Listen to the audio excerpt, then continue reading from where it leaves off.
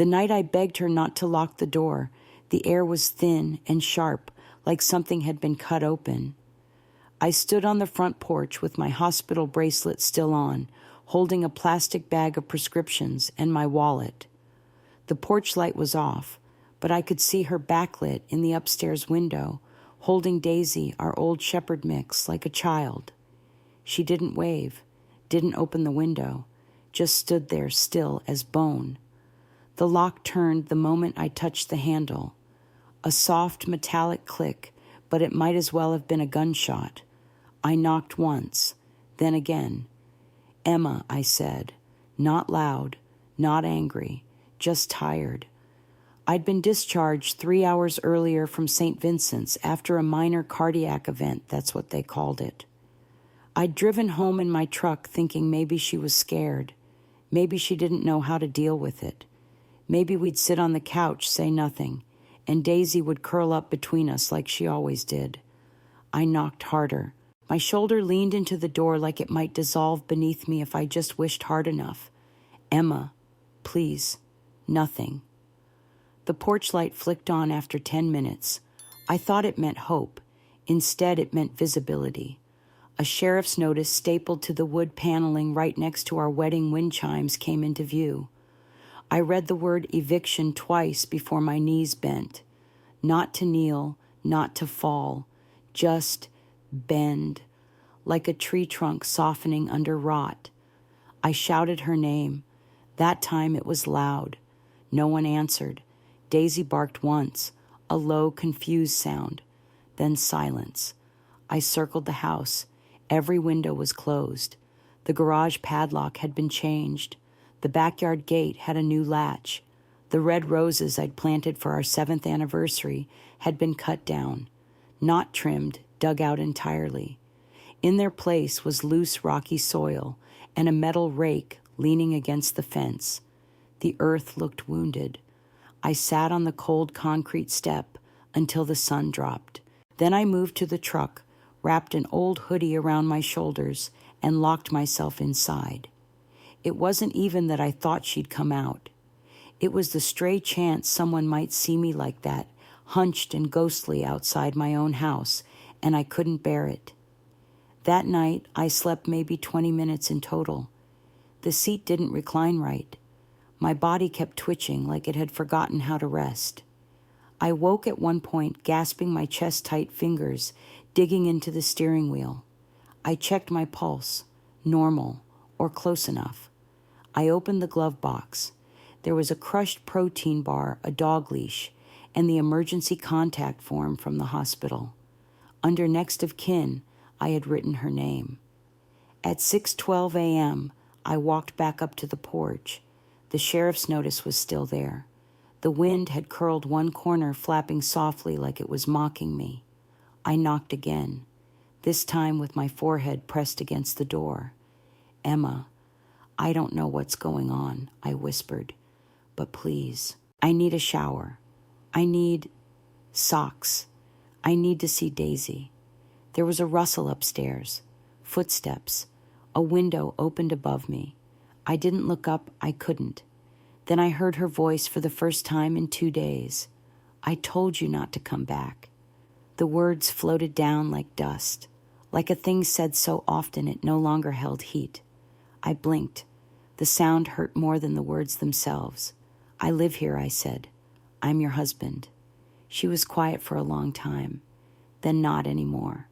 The window closed. No slam, no echo, just a simple sealed goodbye. I sat on the steps again. My fingers ran across the wooden paneling where the doorbell used to be. I'd removed it last year to repaint the trim and never got around to putting it back. I thought about how much I'd loved this house, not just the structure, the life inside it, the way Daisy would trot through the hallways like she owned the place, the smell of Emma's coffee in the morning, the way her bare feet used to find mine under the quilt without either of us saying a word. I thought about all of it. Then I remembered what it felt like to see her standing in that window, holding my dog, watching me knock and cry and plead like a stranger. That was when I understood. She didn't just change the locks. She was never going to let me back in. The house didn't always feel like a battleground. When we bought it, it felt like the start of something permanent, something ours. Emma found the listing. A faded craftsman tucked at the end of a tree-lined street, its porch sagging and chimney crooked. She'd walked through it like she was already home, touching the walls, tracing the edges of the fireplace, breathing it in, like the air was thicker there. I remember her saying, "It just needs love," like love was drywall and elbow grease. I cashed out my 401k that week. 23 years of retirement savings gone in an instant. I sold my Triumph too, that old bike I'd rebuilt with my brother the year my dad died. She hadn't asked me to. Not exactly, but she'd made it clear this was our beginning. Not a project, a life. We moved in on a Monday. It rained so hard we couldn't get the mattress through the front door without soaking it. We slept on an old futon in the living room that first night, Daisy curled between us, the ceiling creaking like it was warning us of the weight of our dreams. Emma's parents lived 5 blocks away. Her father had Parkinson's, her mother early-stage dementia. I remember thinking, this is where I prove it, that I'm not just the man she married, I'm the man who shows up when it matters. So I did. I drove them to doctor's appointments, built a ramp for her father's walker, took night shifts when her mom forgot where she was, and wandered through the house, calling for people who had been dead for decades. I cooked, I cleaned, I didn't complain, because every moment felt like an act of devotion, an offering. I picked up contract work online, transcription editing, anything I could do in the midnight hours after everyone had gone to bed. Emma would come down the stairs sometimes, rub my shoulders and say, "You're a good man." I lived for those nights, for that sentence. The year we lost her dad, I built bookshelves for his tools, not to use, just to hold them, like an altar. Emma didn't say thank you, but she stood in the shed one afternoon, just staring at it silent, until the sun dipped behind the trees and her hands went cold. We never talked about money directly. She had an inheritance coming, she'd said. Her name was on the deed, not for any reason, just that it was faster. I didn't mind. We were a we, not a ledger. I thought of it like building something from the ground up. You lay the foundation, trust the structure, and don't pull apart the walls looking for cracks. But they were there. Small things at first. A credit card statement I didn't recognize. A call from the bank she waved off as a mix-up. I remember one night early autumn when I came into the kitchen to find her staring at her laptop, face-pale screen turned just out of view. She closed it quickly and smiled like she'd been caught watching something silly. She was quieter after that. I chalked it up to grief, to stress, to the strain of caretaking and bills and the never-ending hum of things needing repair. I offered to take a second job. She told me no. "You're doing enough," she said, brushing a curl behind her ear the way she did when she didn't want to argue. She bought candles we couldn't afford, ordered new sheets in colors I didn't recognize. Once I found a hotel keycard in the laundry. She said it was from a conference. I wanted to believe her, so I did. Daisy started sleeping in the second bedroom.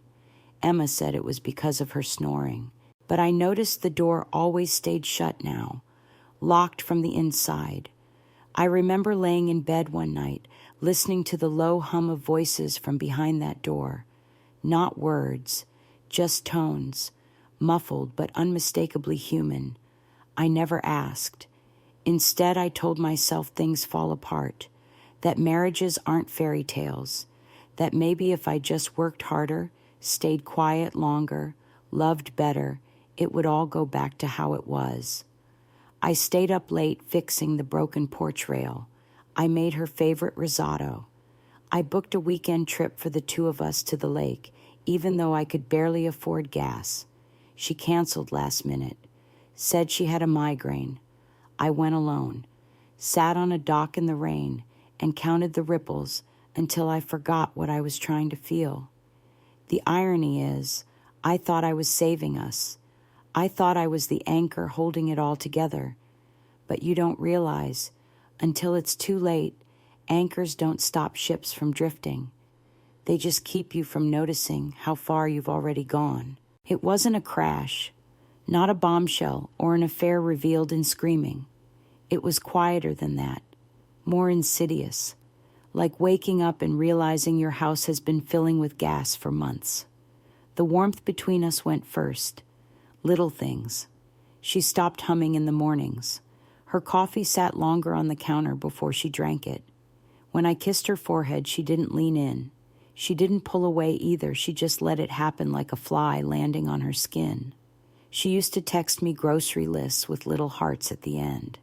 Now I'd come home to silence and find the fridge full of things I didn't buy, things I didn't eat, frozen meals, wine I didn't drink, bottled water when we had a filter, as if I didn't live there at all. One evening I made dinner, a roast chicken garlic, mashed potatoes, green beans the way she liked, soft and buttery, no crunch. She came home late, said she wasn't hungry, said she ate at her sister's.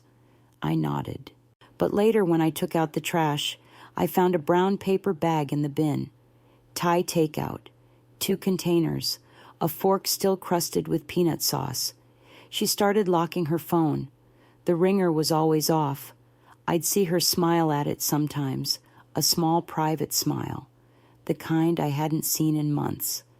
I asked her once gently who she was talking to. She said, "No one you need to worry about." It was the kind of phrase that leaves a splinter in your ribs. I began noticing small absences. My shaving kit missing from the bathroom, a pair of socks I'd had since college gone. The shelf in the entryway where we kept our spare keys was suddenly empty. I asked where the extras went. "Must have misplaced them," she said. Daisy started whining at my side of the bed, scratching at the door to the second bedroom. Emma would open it, let her in, then shut it behind them. I wasn't allowed in there. She said she needed space, that she was using it for meditation, for her sanity. I nodded again. That was all I seemed to do anymore. One night I heard music playing faintly through the wall, a man's voice, not speaking, singing, and then hers low and soft like she was laughing. I laid there staring at the ceiling fan spin in slow circles and felt something inside me start to untether. Not rage, not yet, just the beginning of understanding. The kitchen became her domain. I wasn't allowed to cook anymore. She said I made a mess. I still made coffee, but she rarely drank it. Mine was too bitter, she said. She bought her own, a brand I'd never heard of, and brewed it in a French press she kept upstairs. She started going on retreats, long weekends away, always spiritual, always with women from her yoga group, she said. I didn't question it, but I noticed the suitcase she used was one I didn't recognize. New, expensive. I asked if we could talk. She'd tilt her head like I was a slow student in class and say, "About what exactly?" and then return to her laptop, to her phone, to whatever private orbit she now lived in. Even the air felt different. It smelled of lavender now, not the scent she used to wear, but something newer, sharper, distant. Our bedroom had fewer of my clothes in the dresser. My books were boxed up. I found them in the garage one day, labeled "Donate." I brought them back inside. She didn't say a word. And then there were the silences, the kind that don't settle but loom. She stopped calling me by name. No "hey babe," no "honey," not even a "you." She spoke around me, said things like, "Someone forgot to take out the trash," or "This should have been done already." I started leaving earlier for work. sitting in my truck for long stretches just to avoid walking inside. I found myself rehearsing conversations I never had, imagining fights that never happened, plotting words I'd never say. At night, I stared at the wall between our rooms and listened to the nothing. Not the kind that soothes, but the kind that whispers, "You've already been erased." I didn't leave because I still believed there was a version of her that loved me, a version of us worth saving. I told myself it was just a phase, that grief does strange things, that couples fall and rise again. But the truth was simpler. She was already gone. Her body still slept in that house, but her soul had packed its bags and locked the door behind it. And I had become something disposable, a shadow moving through the background of a life no longer mine. It was a Tuesday morning when the truth finally broke the surface.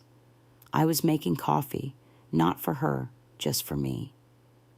The kitchen was quiet, save for the low hum of the refrigerator and the occasional drip of the old faucet I hadn't gotten around to fixing. I scrolled through emails, mostly spam invoices from clients' reminders for payments past due. Then I saw it, a message from the bank. Final statement mortgage payoff received. I blinked, read it again, then again. We didn't have the money to pay off the mortgage. We barely had enough for groceries some weeks. I clicked the email, my pulse quickening. The statement showed a lump sum payment of $212,740. Transferred, cleared, complete. I set my coffee down and opened the bank portal. Every line item matched. The loan had been paid in full. The house was no longer under debt. It was also no longer in my name. Panic didn't hit like a wave. It arrived like a slow suffocation. I clicked through every document I could find: the mortgage account, the property profile, county records. And then I saw it buried under a section I'd never had reason to open. Title transfer, 6 weeks prior, signed, notarized, witnessed, but I never signed anything. My name had been removed. The new deed listed Emma L. Winters as sole owner. A second line noted a transfer of ownership to Stephen L. Palmer, her brother, a known con man I hadn't seen in years. The sale was recorded 3 days later. I stood up too fast, knocking over my mug. Coffee bled into the tablecloth. My breath came shallow. I grabbed the counter to stay upright. She had sold the house, my house, while I was living in it. I called the number listed under the title record. A law office answered. I gave my name. There was a pause, then a polite but pointed reply. "I'm sorry, sir. You're not authorized on this account." I hung up and called the county clerk's office instead. They confirmed the transaction, said the paperwork was clean, notarized, certified. How could this happen without my consent? I asked. "Sir," the woman said, "your name was never on the deed. You have no legal claim." She had convinced me years ago that it didn't matter, that we were married, and that meant everything was shared. That paperwork was just noise. I believed her. God help me, I believed her. I pulled open drawers, cabinets, the lockbox we kept under the bed. There were gaps, whole folders missing, tax records, insurance papers, originals of the mortgage, gone. I sat on the floor surrounded by loose documents, my heart in my throat. I opened my laptop and searched her name along with the address. It was there on Zillow, listed as sold. A photo of the house bright and charming in the afternoon sun, captioned with "perfect for a young couple ready to start their life." I scrolled to the buyer's name, a couple in their late 20s, smiling, holding keys on the front porch I had sanded with my own hands. I don't remember standing up, just that my legs carried me to the second bedroom, the locked one, and I kicked the door in. Not out of rage, out of desperation. It was empty. The mattress was gone. So were the bags, her boxes, the French press, the yoga mat, the smell of her candles. Every trace of her had vanished from that room. I walked back downstairs and sat in the chair she used to read in. The one I'd upholstered last winter, picking a fabric, she said reminded her of her grandmother's sofa. I looked at the stairs, at the curve in the banister where our dog used to scratch, at the hall that no longer belonged to me. The sound of her car returning came mid-afternoon, tires on gravel. I didn't move.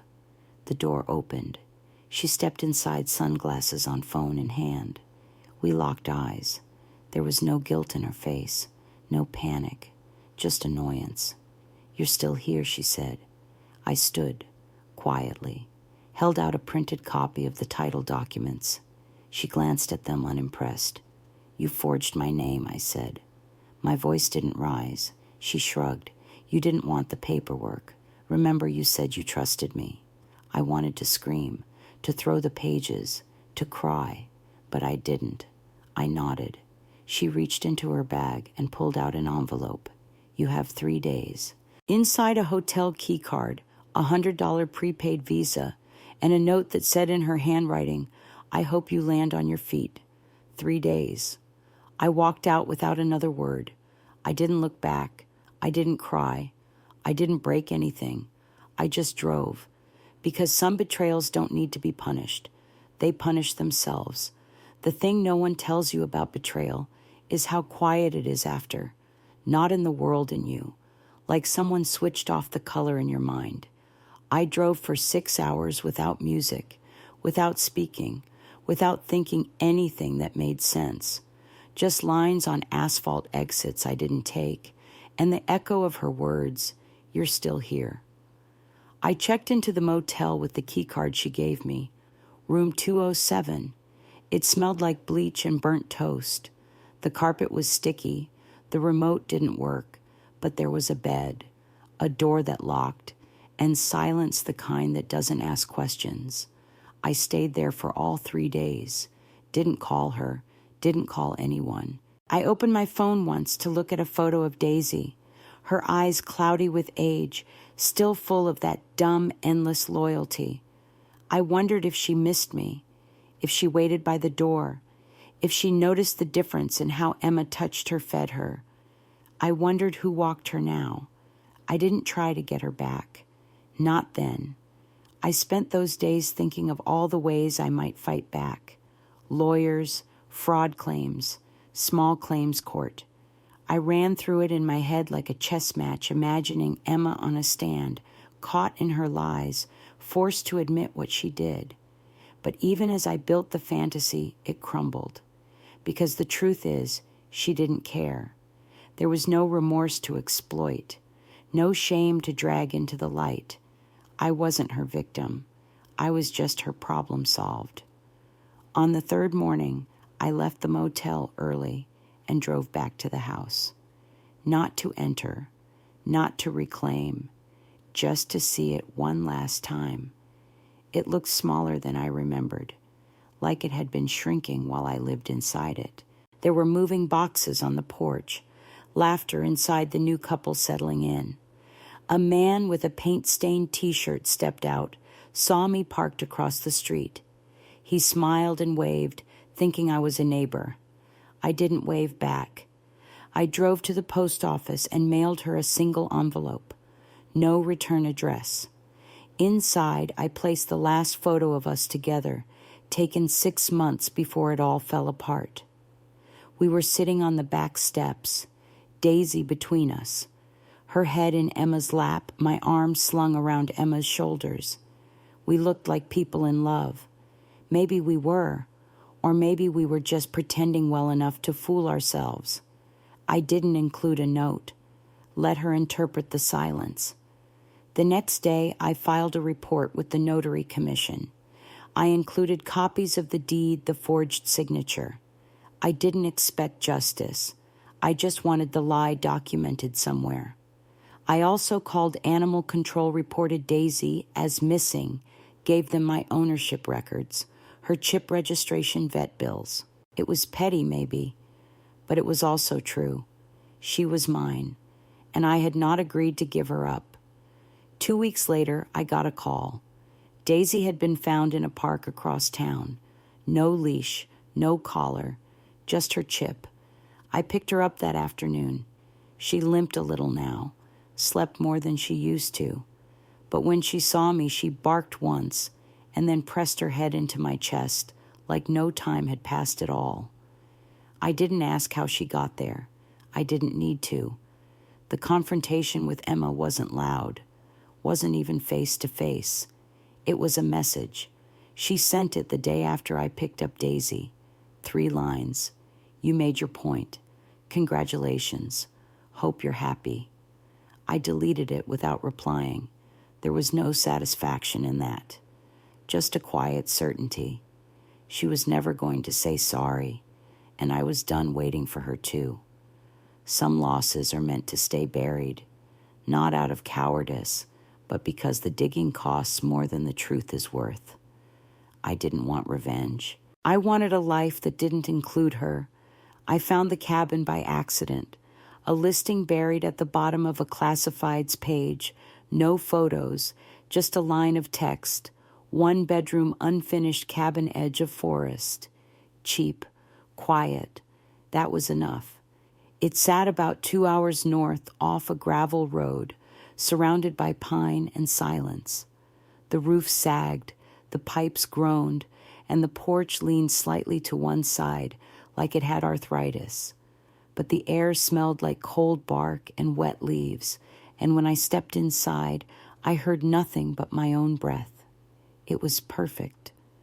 I signed the lease the same day. Daisy took a few days to adjust. She limped through the overgrowth, sniffed every corner, circled the perimeter, like she was memorizing a map. Then she settled near the wood stove, curled into a crescent, and exhaled like she'd finally exhaled me too. I didn't unpack everything. Most of what I owned now fit into the back of my truck. I kept only the books I couldn't part, with a box of old photographs and the hand tools I'd once used to build that bookshelf in Emma's father's shed. I didn't want to build shelves for memories anymore, but I needed to feel the grain of wood under my palms, the resistance of something real, something that pushed back. So I began working. Nothing elaborate, just small things. A stool, a frame, a table that wobbled until I fixed it. My hands remembered. My body remembered. Every cut, every joint, every scent of pine sap and sawdust. It was like learning to speak again in a language I had forgotten I knew. The work didn't save me. It grounded me. Days blurred. I rose with the sun-chopped firewood, walked Daisy along the trails. She got stronger. So did I. I didn't talk much to anyone. The nearest neighbor lived 3 miles down the road, an old man who waved but never stopped. There was comfort in that, the absence of intrusion. Once I got a letter from Emma. No return address, just my name in her handwriting. Inside was a blank card and a check for $500. No note. I tore it in half. Not out of rage, out of principle. I wasn't a mistake she could pay to disappear. There was no court battle, no attempt to reclaim the house. I let it go. It wasn't about giving up. It was about choosing peace over poison. I didn't need to win. I needed to breathe. Winter came fast that year. The trees turned to bone, the nights cut through wool. I insulated the windows, stacked firewood, high-cooked stews that reminded me of childhood. I taught myself how to sharpen knives, to patch pipes, to live with less. Sometimes I missed her, not the woman who watched me beg from the upstairs window, but the version who once fell asleep against my shoulder in the back seat of our car, whispering dreams about a garden, about growing old together. I grieved that ghost, but I didn't want her back. In the stillness of the forest, with no one watching, I began to remember myself. I was not the man left behind. I was the man who survived. I started keeping a journal, not daily, just when something rose inside me too loud to ignore. At first it was rage, then sorrow, then questions. Eventually it became gratitude. One entry scrawled on a cold morning said simply, "I am not broken. I was broken open. That's what betrayal does. It strips you down, scrapes the rust off your spirit, forces you to decide who you are without the armor of love." And what I found in the quiet spaces between anger and forgiveness was something harder to name. A kind of dignity, not the kind they write about, not pride or revenge, the kind that comes from knowing you could have become something bitter but chose not to. I saw her once months later, in town, at the farmer's market. She was with someone new, a tall man, clean hands. They were buying peaches. She didn't see me, or maybe she did and pretended not to. I watched for a moment, then turned away. Not because I was afraid, because I had no desire to interrupt her life and no need to prove anything anymore. Spring came late that year. The snow lingered like a guest afraid to say goodbye. But one morning I opened the cabin door and smelled thaw, that raw, wet promise of things growing again. I walked down to the creek with Daisy, trailing behind me, her steps slower now, but steady. The water was high, rushing fast over rocks slick with melt. I stood there a long time watching the current, how it moved with purpose, never questioning where it had to go. That was the day I let her go, not with ceremony, not with fire or salt or whispered names, just an exhale, a soft release in the quiet of the trees. I stopped checking her social media after that. I had looked in the beginning, not obsessively, but enough to hurt, enough to see the new house, the new man, the curated smiles. They weren't lies necessarily, just stories. Stories she told to avoid the wreckage behind them. I no longer needed to read them. Instead, I turned inward. I started volunteering at a local woodshop that taught high school kids trade skills. Most were rough around the edges, quiet, defensive, bored. But they listened when I spoke, watched closely when I showed them how to measure twice cut once. There was something healing in their hunger, like they still believed they could build things that would last. Sometimes I'd catch myself saying something my father once said to me, or quoting a lesson I'd learned the hard way. The students didn't know the whole story, and I didn't tell it. But every time I sanded a sharp edge or showed a kid how to fix a split board without tossing it out, I felt something settle in me. Not pride, not quite. More like usefulness, a way to make meaning out of what had broken me. I received a voicemail one day. A lawyer, soft-spoken, said Emma had reached out about closing some remaining financial matters. He left his number. I deleted the message. There was nothing left between us to close. She kept the house, the furniture, the memories. I took the silence, the land, the freedom. I still had nightmares sometimes, moments where I'd wake in a sweat, thinking I was locked out again, hands bloody from knocking. But those dreams came less and less. And when they did, I would wake, place my hand on Daisy's back, feel her breathing, and remember where I was. One night, I found the first shelf I ever built. It was crooked. The stain was uneven, one leg shorter than the others. I laughed out loud, not cruelly, not bitterly, just honestly. I ran my fingers along the warped wood and whispered, "You were trying," and that was enough, because it wasn't about building things perfectly. It was about building them anyway. There's a scar on my right palm from the time I drove a chisel too deep and had to stitch it shut myself. I used to hide it. Now I trace it like a signature. Proof that I've shaped things, lost things, survived things. I stopped waiting for apologies, stopped wondering what I did wrong, stopped trying to rewrite the story so it ended with her staying. She left. She lied. She sold the house I built with my bare hands while I was healing in a hospital bed. And I lived. Not just existed, lived. The cabin is still unfinished. There's always something left to repair. The roof leaks in one corner. The floorboards groan. But it's mine. Completely. Unequivocally. Mine. I make tea in the mornings, sit on the steps with Daisy, and watch the mist rise from the trees. No noise, no drama, no betrayal waiting behind locked doors. Just this, the ache of real peace. The first time someone asked me if I was married, I hesitated. Not because I didn't know the answer, but because I didn't know how to explain it in a way that didn't taste like ash. I was at the local hardware store buying hinges for a cabinet repair. The clerk, an older woman with kind eyes, made small talk, asked if my wife was the decorator type or more hands-on. I smiled and said, "It's just me," and something about the way she nodded soft, not pitying, made my chest loosen.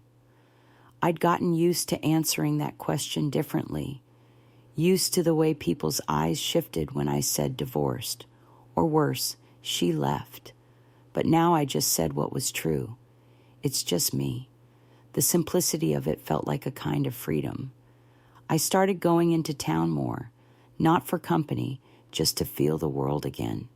A Sunday market, a used bookstore, a little diner where the same 4 people sat at the counter every morning, arguing gently about baseball and weather. No one knew my history. No one cared. I wasn't the man who got cheated. I wasn't the guy whose wife sold his house.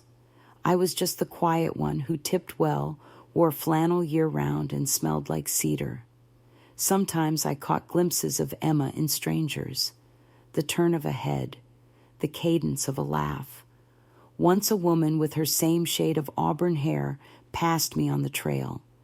I froze for a second, heart skipping, ready for a confrontation that never came. It was just a trick of memory, and memory, I'd learned, is not truth. It's residue. One afternoon, I sat on the porch and wrote her a letter. I didn't plan to send it. I just needed to let the words out. It said, "I used to think the worst thing you ever did was lie. But now I know it was how easily you lived with the lie. How normal it became for you to watch me suffer in silence. But I'm not angry anymore. I hope you found what you were chasing. I hope it holds you when the lights are off and no one's watching. I hope it's worth it. I'll never forget what you took. But I forgive you anyway. Not because you deserve it, because I do." I folded it, placed it in the bottom drawer, and didn't open it again. Forgiveness isn't a gift you give to someone else. It's the key that unlocks your own cell. I started noticing things I hadn't before. The way morning frost patterns looked like feathers. How pine trees whispered when the wind passed through them. The exact moment a bird decides to trust you enough to land nearby. None of this made me whole, but it reminded me I wasn't empty. I rebuilt the porch swing, not out of nostalgia, just necessity. The old one had collapsed during the first snowstorm. As I worked, I didn't think of her. I thought of the motion, the repetition, the ritual of making something strong again, not because it used to be, but because it can be. A few months later, I was asked to speak at the woodshop's small fundraiser. Just a 5-minute story to the local crowd. I almost said no. But then I remembered the silence I lived in, and how someone else might need to hear what it sounds like when silence finally breaks. I didn't tell them everything, just enough. That I lost something I thought I couldn't live without. That I was wrong. That healing isn't loud. It's the quiet decision to keep going anyway. And when the talk ended, one of the kids I taught, a boy with calloused hands and a nervous twitch, came up to me and said, "I didn't know you could survive something like that." I smiled and told him, "You can. You don't have to be strong every day, just enough days to get to the other side." He nodded, and something settled between us. Not a bond exactly, more like recognition of pain, of survival, of the courage to rebuild. I kept waiting for the grief to leave entirely, like a house guest who overstayed their welcome, lingering in the corner long after the door had been held open. But grief doesn't leave. It just becomes less loud. I'd wake some mornings with a dull ache in my chest, not sharp like before, just a kind of bruising. I'd make tea feed Daisy, sit on the porch, and it would pass. A memory, a flicker, a feeling with no teeth left. I stopped trying to outrun it. Instead, I learned to let it sit beside me. There were moments when the past came back without warning. The scent of lavender soap in a public restroom. A woman at the grocery store holding her partner's arm in a way that looked familiar. Once I heard a laugh high and bright and cruel, and I flinched instinctively, checking over my shoulder, expecting to see her walking toward me. But she never came. Emma never reached out again. Not after the lawyer, not after the check, not after Daisy was found. It was as if she had erased me the same way she had erased our shared name from the mailbox. Cleanly, without ceremony. I thought I'd want that closure, some final confrontation where we each said what needed saying. But now I know silence can be the truest end. Not absence, not emptiness, just the absence of expectation. I started dating again, carefully, slowly, not to fill a void, but to test whether I could trust myself to see clearly. Her name was Elise. We met at the bookstore. She asked if I'd read a memoir she held in her hands, and I had. I told her it was beautiful and devastating. She smiled and said, "That's my favorite combination." She wasn't like Emma. She didn't demand explanations for my silences, didn't pry, didn't perform. She just listened. I told her my story eventually. Not all of it, but the parts that mattered. The hospital, the house, the dog, the door closing from the inside. She didn't try to fix it. She just said, "That must have been unbearable." And I felt seen in a way that didn't feel invasive. I don't know where it's going, but it feels honest, which is more than I thought I could hope for. One night she stayed over. We sat by the fire, and I read aloud from an old book I'd forgotten I owned, a story about a man who loses everything only to find something smaller, quieter, and more enduring. When I closed the book, Elise looked at me and said, "You seem like someone who lived a different life before this one." I nodded, because I had. I don't measure healing in milestones anymore, not in new relationships or rebuilt furniture or the absence of nightmares. I measure it in the quiet things. How long I go without remembering her voice. How I no longer rehearse the things I wish I'd said. How I can look at the porch swing and think about the wood, not the woman who once sat beside me on it. That to me is healing. Not erasure, but reclamation. Emma will always be part of my story, but she no longer gets to author the ending. That's mine now. Every nail I drive into the frame of this life, every meal I cook just for myself, every morning I choose to rise and not look back. Those are my words, my chapters, my survival. The anniversary of it all came quietly. No calendar reminder, no dramatic dread, just a feeling low and persistent, like walking through fog you didn't know you were in until the sun broke through it. It had been a year since she locked the door, a year since the knock that went unanswered, since the porch light flicked on like a spotlight in a play I hadn't agreed to perform in, since I'd slept in my truck with a toothbrush in my pocket and a bruise forming where trust used to be. I marked the day by taking Daisy to the lake, not the one we'd planned to visit before she canceled, a different one, smaller, tucked behind a ridge that took some hiking to reach. Daisy couldn't go far these days, but she managed the walk like a soldier slow determined stopping when the air got too thick, but never turning back. We reached the water just before sunset, the sky bleeding into gold, then lavender, then the indigo of memory. I skipped a stone, then another. Then I sat watching the ripples erase themselves. And for the first time, I said it out loud, I forgive you. Not for her, for me. I didn't mean it in a clean, cinematic way, not as some grand gesture of spiritual maturity, just a statement, a truth that had finally ripened. I forgave her for being small, for needing to feel powerful, for choosing erasure over courage. I forgave myself, too, for not seeing it, for loving her blindly, for thinking loyalty would be enough. I watched Daisy sniff at the water's edge. Her fur caught the dying light, and she looked for a moment young again, whole. When we got home, I made soup, lit a candle, wrote in my journal she watched me beg. She sold the house. She left me in the ruins. And still I built again, not in spite, not in fury, in faith, in wood, in silence, in breath. I am not who I was, and thank God for that. I read it back once, then closed the journal.